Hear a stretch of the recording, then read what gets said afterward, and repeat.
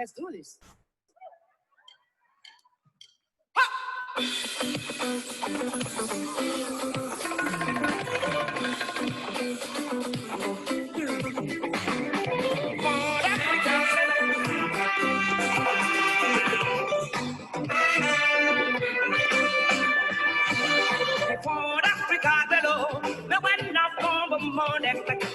Jesus la me wade, me dem mandali da pebito. Africa, baby, say the way. You don't need that. Let's go. Mama, Africa. Mama, Africa. Mama, Africa. Come on, come on.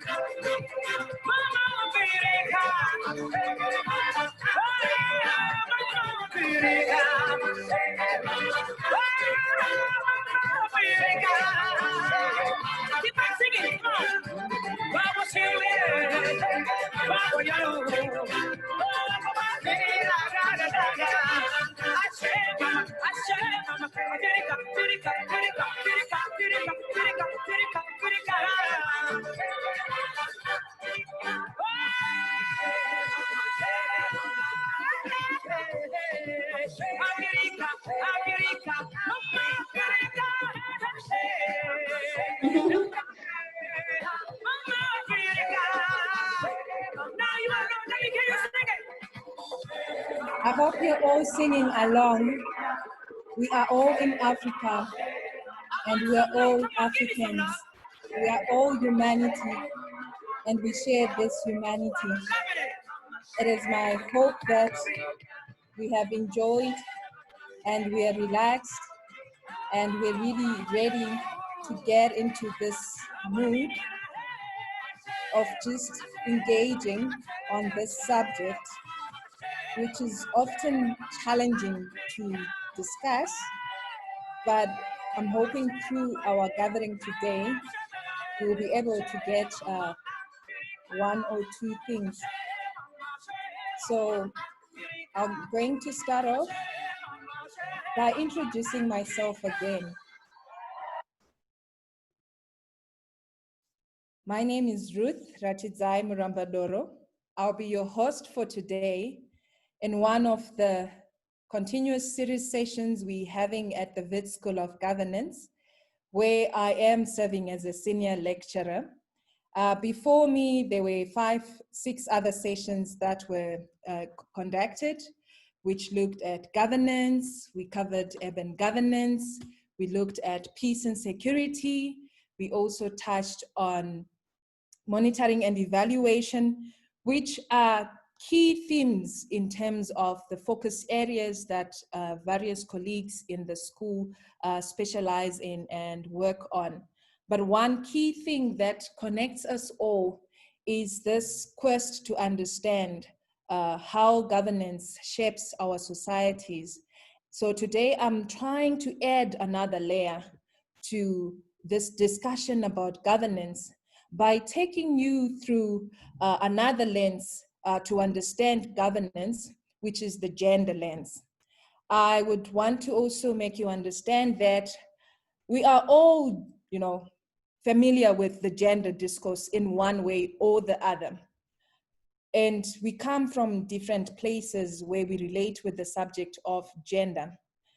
Myself in particular, I'm a trained political scientist, and I often use a political lens to understand varying realities about our society.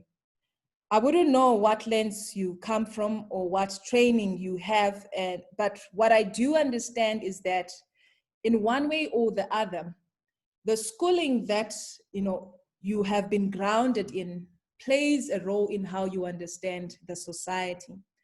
Of particular interest to me as a political scientist by training is firstly to unpack how I understand the world by using politics as a lens initially to explain how this, in my view, is the foundation of the different things we make of our world. And how politics is a very contested concept, but it is fundamental to all human activity. When we're looking at politics, we're looking at the collective activity of people. And through this collective activity, we see people interacting in various ways. And as they interact, they begin to create rules of engagement. And in these rules of engagement, they then formulate a social contract through which decisions are made, actions are taken, and particular practices become normalized. So what you then see from my lens as a political scientist is that politics and understanding politics, be it within the family, within the community, within the state, in the international community, or even at a regional level, we begin to see that there are processes by which people negotiate, by which people compete, and through this, they can make decisions and they execute decisions. And these decisions, in some ways, become a collective effort that people work towards. But we often need to understand how decisions are made and how do they shape society, and how this become a pattern of life in the way that people relate with one another. And the plans that people even make, if we're looking in the context of South Africa, where we even have the National Development Plan. Now, in order for us to understand this, at the heart of society, when we're looking from a political lens, is the struggle for power and resources, which people will be competing for, and these resources are scarce. You already know in the fifth presentation of these webinars, they spoke about how resources are scarce. Now, how then do people seek or look after their own interests within this society? We then see the power play that is within societies and how it is shaped, reshaped, and become a system in itself, a structure in itself, which informs processes. So in my understanding as a political scientist, I take my political thoughts from one of my interesting reads, which is Karen Sellis, amongst others, who wrote about gender and politics and how we live in a gendered world, and how then, when we're looking at disciplines such as politics and even governance in particular, is in itself gendered. So what I draw from this is how do the world we live in operate, since it is a socially constructed system. Now, the basic conditions that we all take note of and we take pride in, for example, that we have human rights and we have a Bill of Rights, which give us all privileges. What we then need to understand that if we're to look at these in more detail, basic conditions of life such as safety, health, education, work, family, access to markets, even, the freedoms we have and accessing the public space, it is fundamentally shaped by gender. Now, what then do we make of our reality if we're saying it is shaped by gender? Do we think of gender as a biological construct? Do we think of gender as a political construct? Do we think of gender as a social construct? Do we think of gender as power?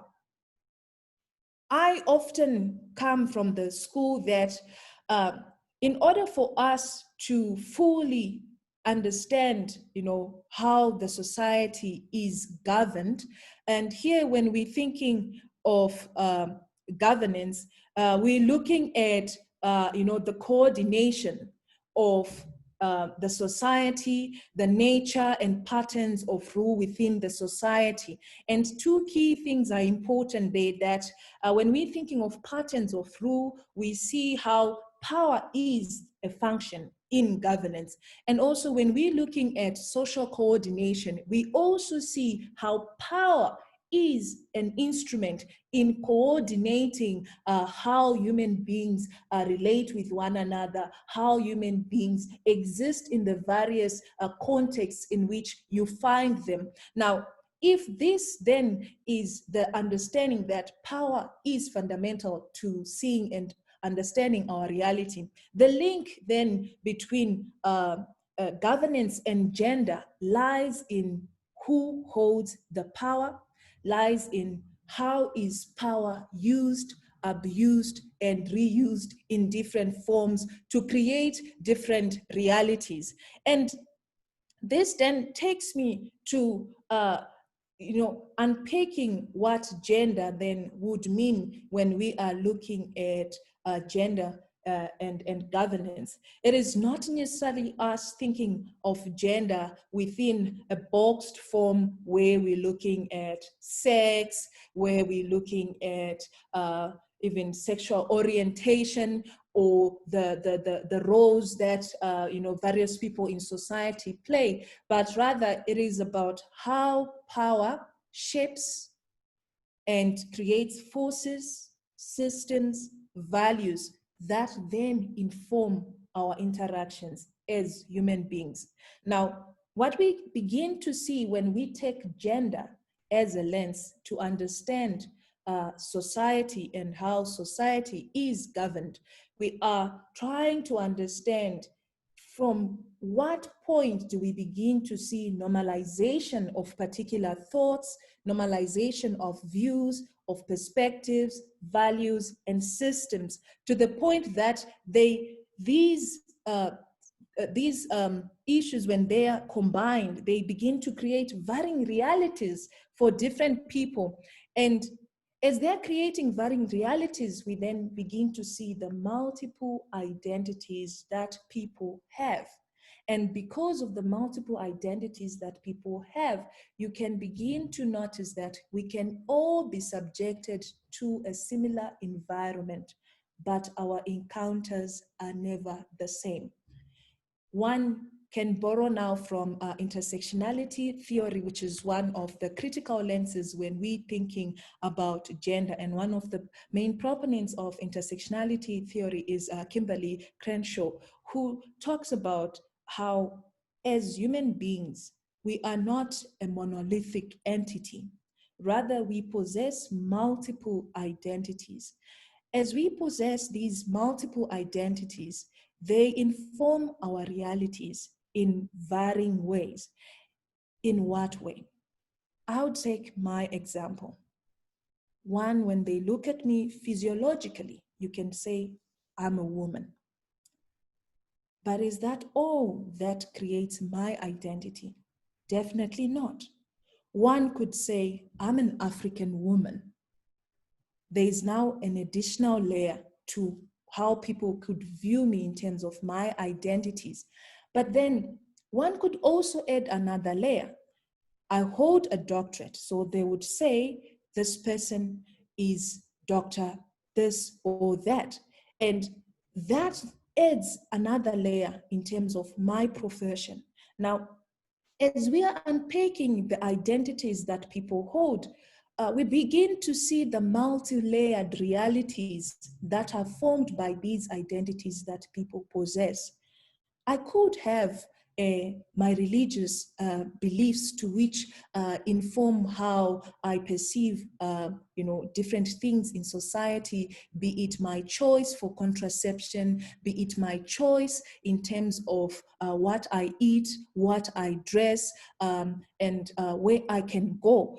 All those things add multiple layers to our identities. Now, if one is to think about how then do we regulate, or how do we then develop a system or a society that is cognizant of the multiple realities that people possess as beings? Of course, it can be so difficult to think of, and people want to often go the easy route of generalizing and making it seem like society is a homogeneous group.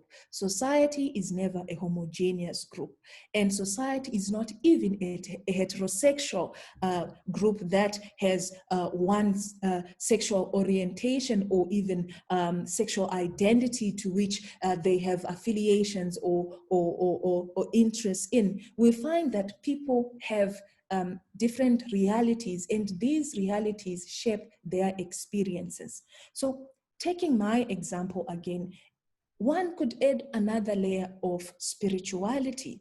As an African person, I do believe in the connections that I have with my present family, with my preceding family. This is those who came the generations before my parents or before the people I see currently. I also believe in the existence of the future generation. Now, what I do in the everyday of my life is informed by these multiple layers of my identity, and the choices that I make are not individual or isolated from these realities, which then takes us to the question, how do we create societies that are inclusive, that are sensitive to who we are and the multiple realities we have?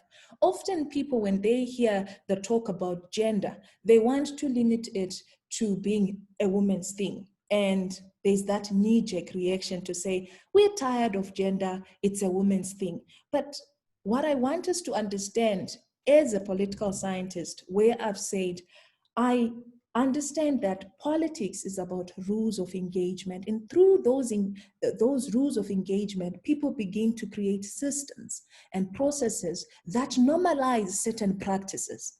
And underlying this normalization is power. And within the African context, we cannot think of power without acknowledging our history and how this has shaped the disparities in the distribution of power, the execution of power by different actors or persons within our society. Of particular interest to me as an African scholar is how the global matrix of coloniality tends to create multiple realities within the African society. Now, if we're taking into consideration our colonial history and how the legacy of colonialism has created a fractured society within within Africa, we then want to understand from coloniality of being, how has categories such as race, class, and gender created disparities among human beings? And taking a gender lens from this, you can begin to ask the question, as a Black woman or as a Black man, how does categories such as race, class, and gender create varying experiences for you?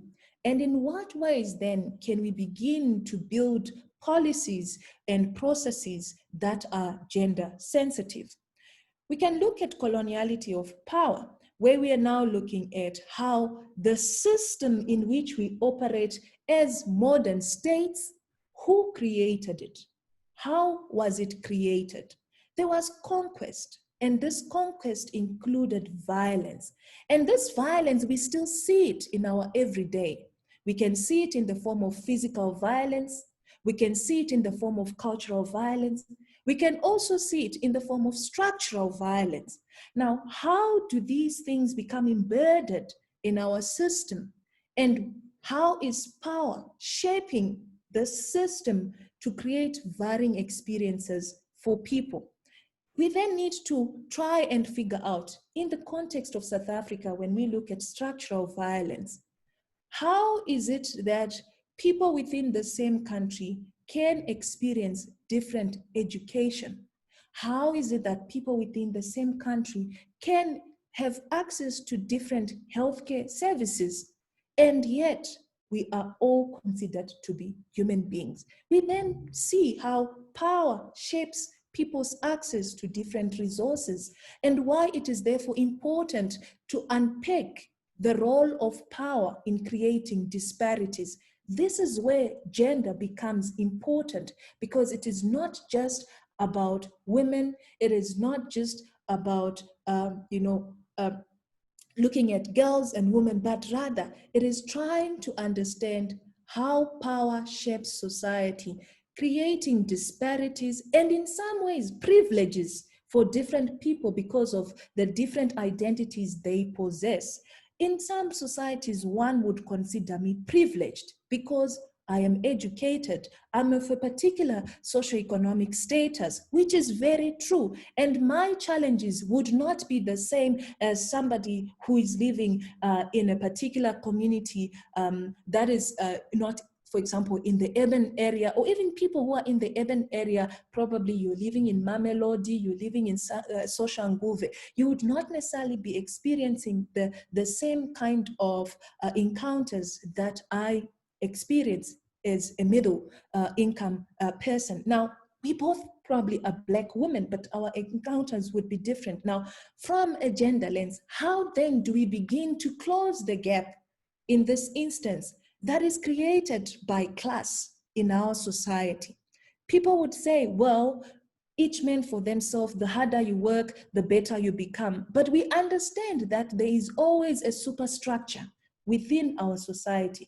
And this superstructure enforces disparities among people, regardless of the presence of a Bill of Rights, regarding the presence of freedoms that are enshrined in a constitution. There is therefore intentional effort that is required for people to be conscious and cognizant of these disparities that exist in our society, how they are forged and entrenched in our systems, such that when we're creating policies, when we're creating systems, they are not blind to the structures that have created and embedded disparities in our society. It then takes me to the third aspect of coloniality, that of coloniality of knowledge. We then have to ask ourselves, whose knowledge informs the decisions we make about society? Here I can even pose the question to political leaders, to the government. Which knowledge informs the policies that they make in regards to health, in regards to responding to the demands of marginalized people in society? Often people borrow what has been done in the West and they superimpose it in our context, yet realities are different. Now, if we are to take a gender lens when we are observing our societies and want to unpick the differences that we see and close the gap in those differences, we therefore need to understand how the different layers of our society create these disparities and uproot the disparities from the source, not necessarily continuously make policies that address things that are superficial. One could even, look at if one is working in an NGO sector and they're involved in probably distributing food parcels. Not to say it is bad to give food parcels to people who are not able to fend for themselves or who are food insecure, but a more gender-sensitive response would try to understand, why is it that people are food insecure? Is it they exist in a community where they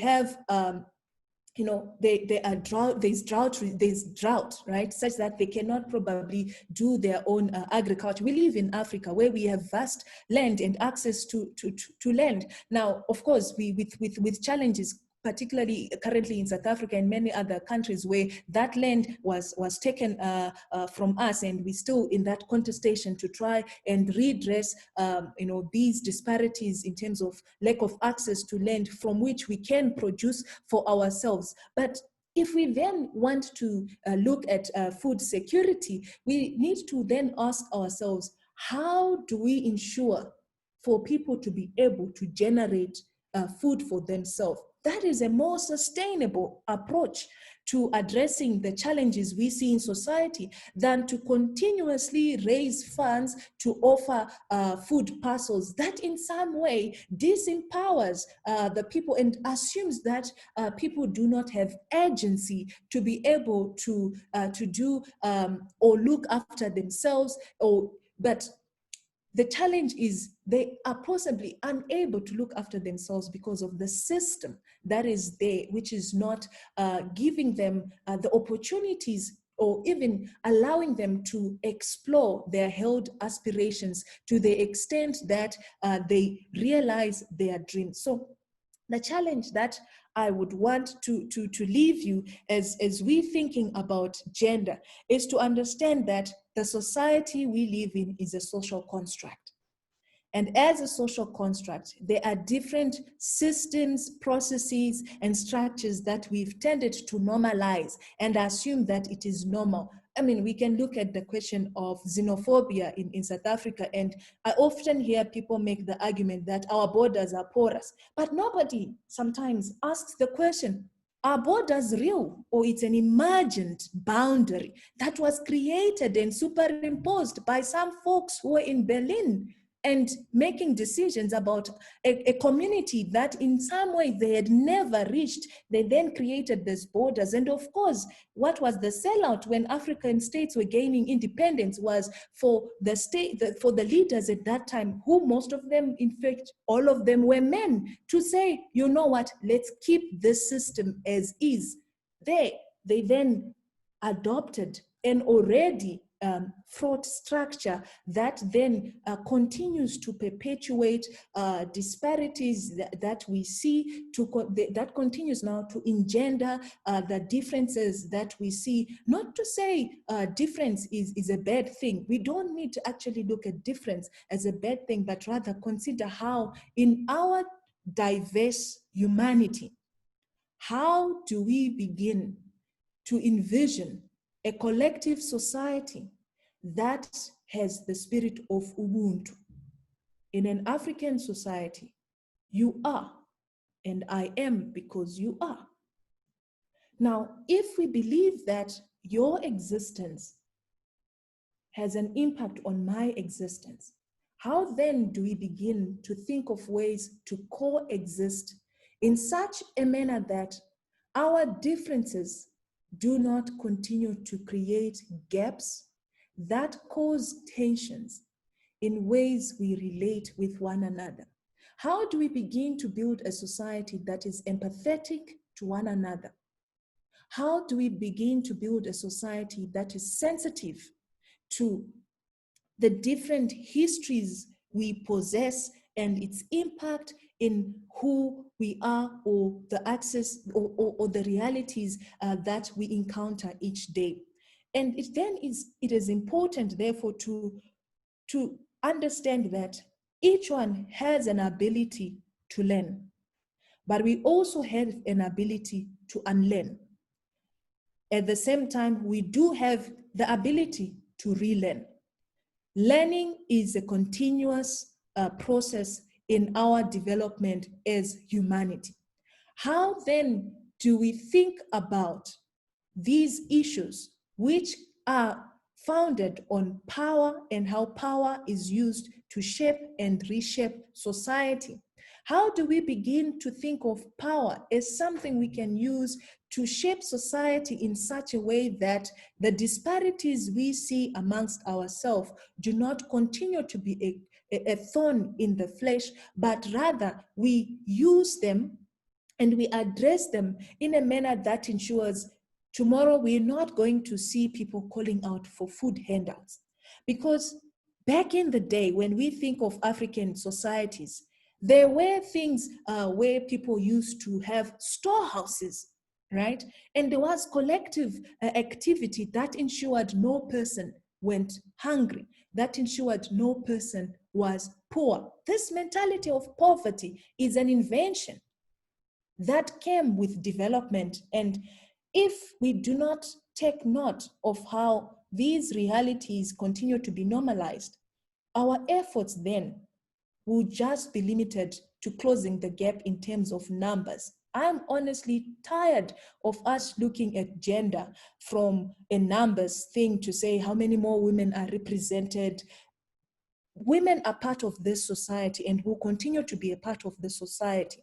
But how do we create a society that is not gendered in the sense of where power is limited to the hands of few people who continue to impose their ideas on others, their values on others, to the extent that they silence the presence of other beings? This is the sensitivity that we need to be cognizant of, and I do believe will be able to build a better society for all in Africa.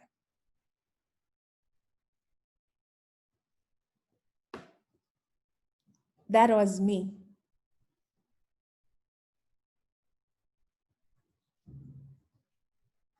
Kamantha, I'm happy to take any questions. Sure. So there's one on the comment section. Can you see them, or should I read it out for you?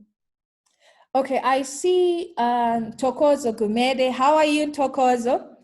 You saying you agree we still need as a country to revisit the objective of ASCII SA. The parallel economies that coexist remain core to the disparities that exist in our society. The gap remains too wide between these two economies. Even worse is the impact on the vulnerable groups such as women, youth, and people with disabilities. Thank you so much for the comment, Tokozo. Milile says racism, sexism, and prejudice are cages, a prison sentence alienating those who hold such attitudes from the beautiful diversity of the world and humanity. How does one begin to deal with such attitudes as well as ensure that society as a social construct begins to re-envision a society that promotes and amplifies our commonalities instead of perceived differences? Thank you so much, Milile. Yeah, you know, the key challenge we have here, I'm talking as a political scientist who's reading on gender, which is, I think, something we all need to consistently be doing. What I often notice when we're looking at, you know, questions of racism, sexism, and how this creates prejudices in society, is to also think of how, you know, people have created identities about themselves and continue to reshape those identities in different spaces. And as they are shaping those identities, what it is that we have put in place to enable, you know, those so-called identities to persist. And if we can be honest to one another to say, you know, is there really something different about someone having a lighter skin tone, somebody having a darker skin tone? Is there really any difference? Because the more we invest in trying to, you know, to normalize our differences, the harder it is to close the gap. I think one of the challenges we've had in the past was where even academics would be doing research to try and prove differences amongst different population groups, where you know recently that article from Stellenbosch and then UCT, where people would be racializing things such as do colored women have the are they intelligent? People even asking the question of black students being unable to understand science. Those are things we need to be questioning, because they are consistently probing for difference and not necessarily for us to be probing for the commonalities. So what I would think is important as a scholar is for us to try and find out, as humanity, what is it that connects us? And how do we harness the things that connect us? Because more and more you'll find that as human beings, we all want similar things in some way or the other. We probably all want to live in a safe environment. We all want happiness. We all want, shelter. We all want peace.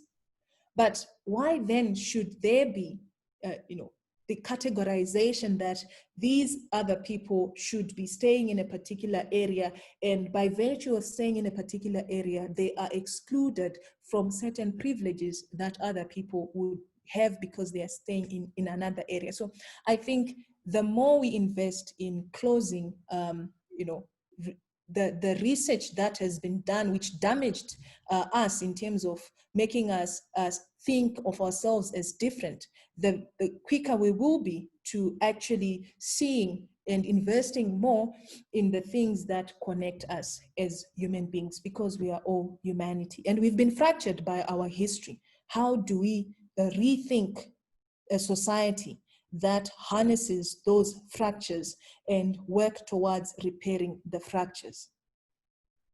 Yes, I see Peter Singo. The principles of apartheid and supremacy of white minority power continue to dominate in democratic South Africa. These power dynamics continue to be reinvented almost every day. How do we start to have those difficult conversations of fundamental change? Definitely, we do have a history where there was domination by a particular, for limitation of words, particular race group dominating other groups of society. But what we need to understand is that taking from coloniality of being and coloniality of knowledge, colonialism has a way of recruiting. So it might be short-sighted of us to think of, the abuse of power or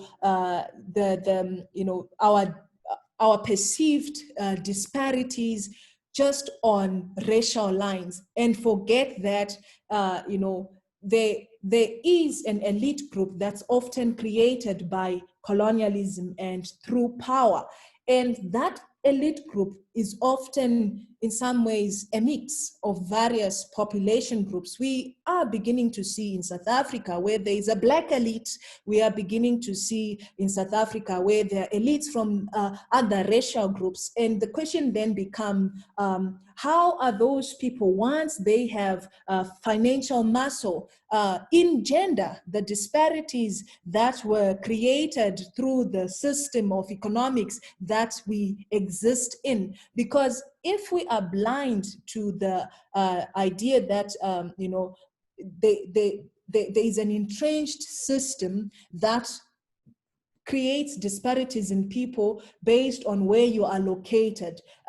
You may be Black, but if you're in a particular socioeconomic group, your experiences are not necessarily the same as that of another person of color who's in a different socioeconomic group. So we actually need to open much more conversations and not be boxed to the whole race debate. I'm not saying it is not important, but if we're thinking from a gendered lens, intersectionality should guide us to think about the multiple identities that people possess and how these create privileges and disadvantages or even disparities at different points within each individual. At some point, you would find that because a person is white, they might be disadvantaged by certain in a certain context, whilst in a certain context they might be privileged. You would find also a person might be black,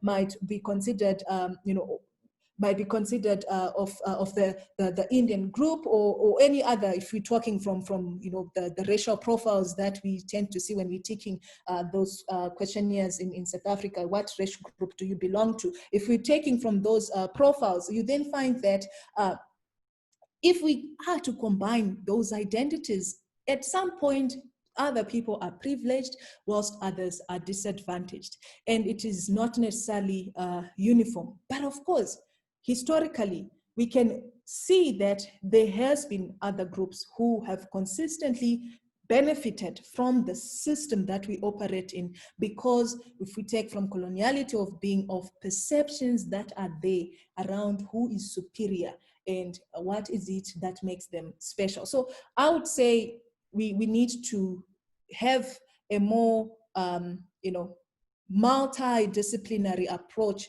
to the question of gender, to the question of race, and all the other kinds of disparities we see in society. Stembelele Ruth, says, sorry. yes. Ruth, sorry, I just want to draw your attention to, there's 2 questions on the Q&A chat. Can you see them? Oh, okay, now I see. Okay. Cool. So from the Q&A, I see. So Bukiwa says, if you seek of counting the presentation of women in different spheres of life, what do you suggest we use as an indicator to monitor the progress of transformation on sexism? I would say why I'm really not, excited about just looking at numbers is because the numbers do not tell us the deeper systemic issues we have in our society. So, I mean, one can look at numbers and say, oh, we actually have more women in, taking leadership positions, and they are, so it means, the gender gap is reducing, if that's what they're aiming for. But that's talking from a perception that the society is heterosexual. Yet South Africa is not a heterosexual society. So we're talking from a binary that only looks at gender on the basis of 2 sexes. And that is problematic. The gender debate has long moved from a biological discussion or looking at gender as just the social construct that creates roles for men and women. We actually beyond that when we're talking about gender, the gender discourse. Now, what then should we be thinking of, or how then should we be trying to understand the closing of this gender gap, is to ask ourselves, is the system in which women have to operate, or even all human beings have to operate, gender sensitive? To what extent is the workspace, if we were to think of labor, to what extent does labor allow a woman to actually have more time away when they want to have a child? And what impact does that have on the choices that a woman can have in terms of raising a family or thinking of a family? The same applies even for men, if we were to argue from a point that we don't live in a heterosexual society, but rather our society is much more fluid than that. So how does the workspace impact the choices that people can have around what they eat, what they dress, what they can, how they can raise their family, because that in itself helps us to understand whether we are making progress. Because it is not enough to say there are now more women who are economically active, and we fail to realize that there are other parts of their existence that are suffering, or even when they're in those spaces, they still don't feel that they're included. So we need to think much more deeply about how do we create spaces that are safe for all human beings to exist and obtain their full potential without fear of or any want, right? That's what I think. And indicators themselves, they're just numbers. They need to be qualified. I hear a question from Anthony, one of my colleagues. He says, Ruth, our ruling elite seem to tolerate GBV. Why is that? If they were serious, we would, see meaningful action. You know, patriarchy recruits. And the funny thing about patriarchy here, when I'm talking about patriarchy, it's not just looking at, masculinity dominates society, but there's a kind of toxic masculinity that we have where people are engraved in power and authority, and once they have that, they are blind to realities that are there in society, to the extent that the power itself, once they have it, how in politics they say absolute power corrupts absolutely. Once they have power, they are so corrupted in their conscience that they cannot take note of serious problems we have in society. I think it would be important in some ways, if we really want to build a society that is, gender sensitive, and where we can hold our leaders to account, that, where there are cases of where we actually begin to interrogate to what extent are those we elect to be in power people who in their core are sensitive to the violence that is present in our societies. Because you would find that, sometimes there are so many enablers who ignore that some of our leaders are in themselves violent. Now, if they are violent themselves and they cannot hold their colleagues to account where there are, cases of violence being present, how then do we expect them to be able to take a stand where there are cases of gender-based violence occurring in our society? And we then need to also ask another question: to what extent has government thought deeply about how the system in which we operate engenders violence, and what it is that could be done to uproot this violence? That, in my view, would ensure that leaders are actually responsive and they know the mandate that they have. Often the policies that people make are ignorant of how the system itself continues to enable violence to persist in our society. One could ask the question, of course, we have a ministry that's wholly dedicated to deal with issues of gender, address women and all vulnerable groups, but often they're treated as one homogeneous group. And when we look at how budgeting is done, it even does not, take cognizance of the amount of work that is required to rebuild our society in such a way that we uproot sources of violence that in themselves will continue to make any other efforts of the government meaningless. It is impossible to think of South Africa 2030, the NDP, or to look at South Africa in the future, when currently we are still battling femicide, and we're still living with people fearing for their lives. And yet there's little investment in trying to close the gap that has been created structurally in addressing, that has been created structurally, which perpetuates violence in our society. I do think we need to hold our leaders more seriously, because when they take the oath to protect the citizenry, this protection is not just about the threat that is outside. We often think of states' ability to protect the citizens from the threat that is outside. The threat we see consistently in South Africa is in the home. Now, how do we begin to build a society that ensures our homes are safe, where we do know that the home or the family was destroyed by colonialism, by apartheid? What is it that we need to uproot from our experiences or encounters with colonialism, with apartheid, which continue to engender violence in our present lives? That's what I think is the commitment that the government needs to make.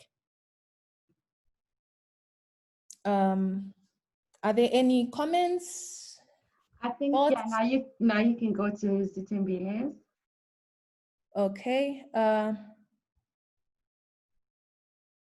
Okay, Sitembile says there's a tendency of understanding gender from a woman's perspective. We tend to uplift women. Okay, yeah, gender from a female or woman's perspective. As a result, we tend to elevate women issues, and sometimes even at the expense of others, male species. Would you agree with this contradiction? So, to be frank, for a very long time, we want to acknowledge that the disparities in our societies have, they have been fueled or propagated by, those in power. And those who have been in power, if I talk as a political scientist, are men. Those who've been in power are men. And if those who've been in power are men, the decisions they were making were to safeguard their personal interests. And, this discussion table hardly involved women. I'm talking from the point of the modern state that we all are operating from. So if that is the case, then of course interest would be and has been in trying to close the gap. Firstly, if you look at UN Women, how they talk of closing the gap in terms of ensuring that we have more women participating in the political space, because definitely if we're saying politics is about rules of engagement, and through those rules of engagement we begin to develop systems and processes of governing ourselves, then there is a need for women to be taking a stand in that discussion table, such that the rules of engagement that are developed do not disadvantage them. But of course, this is not just about women. We also need to look at society as a multi-layered system with different population groupings, with multiple identities. That then means within this arena of engagement, we definitely need to include as many people as possible, such that their interests are also considered in the rules of engagement that are developed. So yes, there has been a focus on women, partly because we do understand and we do know that the system in which we're operating has been dominated by men, and men have been making decisions about us as if we do not exist and we do not have our own conscience, interests, needs, and wants. So definitely by participating in that space, we can begin to disrupt some of the things that have been normalized. But it's not just about women participating in that space, it's also multiple groups of people participating there, such that we disrupt the structures, the processes, and practices that tend to normalize difference in our existence, and that tends to create disparities which often outweigh the privileges that people have. So we definitely need a balance in our society.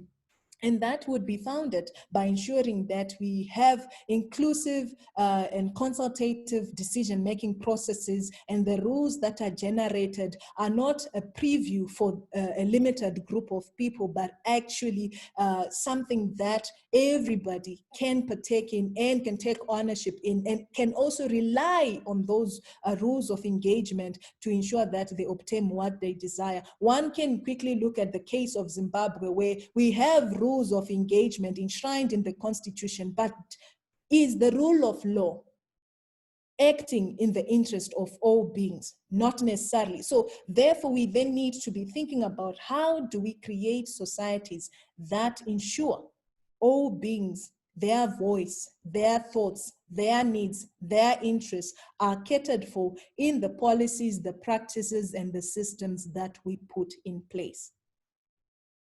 I don't know if there are any thoughts, comments.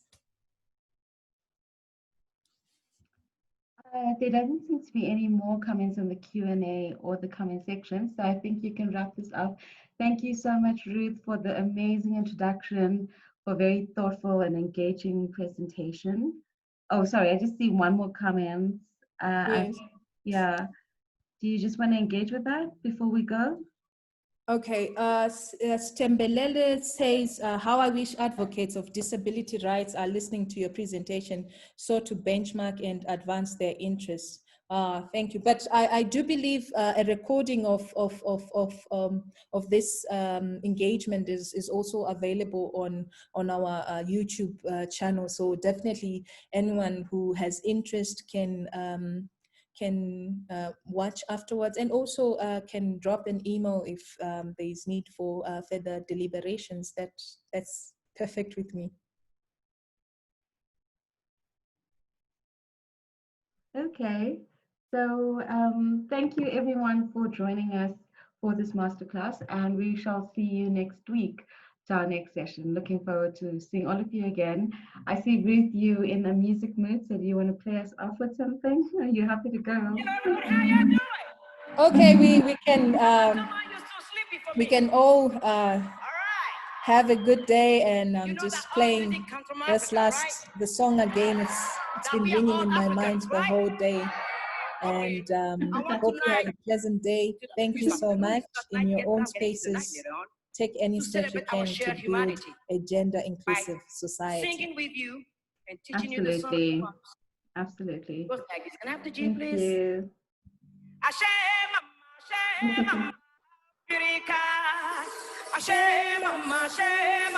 Africa. Let me hear you. Step center.